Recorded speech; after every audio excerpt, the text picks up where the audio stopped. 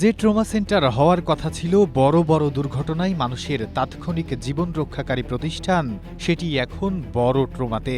১২ কোটির এই ট্রমা সেন্টারে এখন বসে মাদকের আসর। মানুষের জীবন বাঁচানোর বদলে উল্টো মাদক সেবীদের নিরাপদ আস্তানায় পরিণত হয়েছে এই হাসপাতালটি। ঢাকা-ভাঙ্গা এক্সপ্রেসওয়ের মহাসড়কের পাশে দাঁড়িয়ে আছে ঝকঝকে আধুনিক এক ট্রমা সেন্টার। দূর থেকে দেখলে মনে হবে যে কোনো সময় শুরু হবে চিকিৎসা সেবা, কিন্তু বাস্তবতা এতটাই নির্মম যে পড়ে থেকে নষ্ট হচ্ছে গুরুত্বপূর্ণ এই প্রতিষ্ঠানটি। হাসপাতালটিতে অনেক দিন ধরে এই কাজ শেষ হয়ে পড়েছে, কিন্তু কোনো চালু হয় না। যন্ত্রপাতি যা কিছু আসলো এগুলি সব চলে নিয়ে গেছে। এখানে মাদক লোক অনেক রাত্রের অন্ধকারে এরা আড্ডা মারে।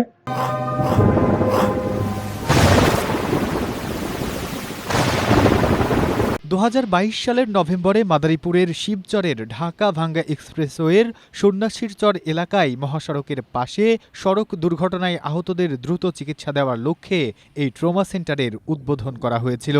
কিন্তু উদ্বোধনের ২.৫ বছর পেরিয়ে গেলেও আজ পর্যন্ত চালু হয়নি কোনো চিকিৎসা কার্যক্রম।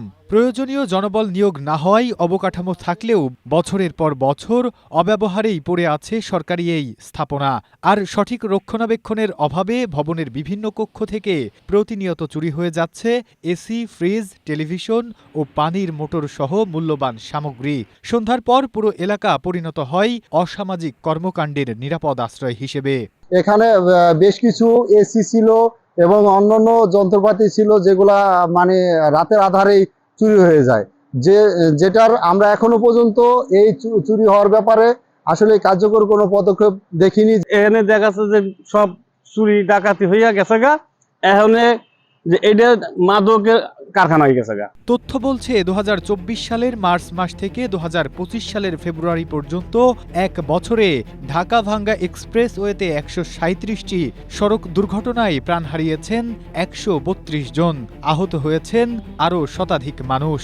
এমন ভয়ঙ্কর মৃত্যুর উপত্যকায় মহাসড়কের পাশে একটি কার্যকর ট্রমা সেন্টারের গুরুত্ব অপরিসীম হলেও জনবল সংকটের অজুহাতে এটিকে ঝুলিয়ে রাখা হয়েছে। শিবচর ট্রমা সেন্টারটি স্থাপনের পর দীর্ঘ সময়ব্যাপী লোকবল পদ সৃজন এবং পদায়ন না হওয়াতে, লোকবল নিয়োগ না হওয়াতে ওখানকার কোনো নিরাপত্তা রক্ষীও ছিল না, এবং আমরা ডাক্তার সহ অন্যান্য যারা আছেন সেসব লোকবলও আমরা পাইনি। তো সেই কারণে আমরা ট্রমা সেন্টারটি চালু করতে পারিনি। এক্সপ্রেসওয়ের পাশে জীবন বাঁচানোর স্বপ্ন নিয়ে নির্মিত হয়েছিল এই ট্রমা সেন্টার, কিন্তু জনবল সংকট, অব্যবস্থাপনা আর দীর্ঘসূত্রতায় সেটি এখন পরিণত হয়েছে পরিত্যক্ত স্থাপনায়। প্রশ্ন উঠছে, কোটি কোটি টাকা ব্যয়ে নির্মিত এই প্রতিষ্ঠান কবে দেবে কাঙ্ক্ষিত সেবা আর কবে রক্ষা পাবে সরকারি সম্পদ? Desk report, Asia post.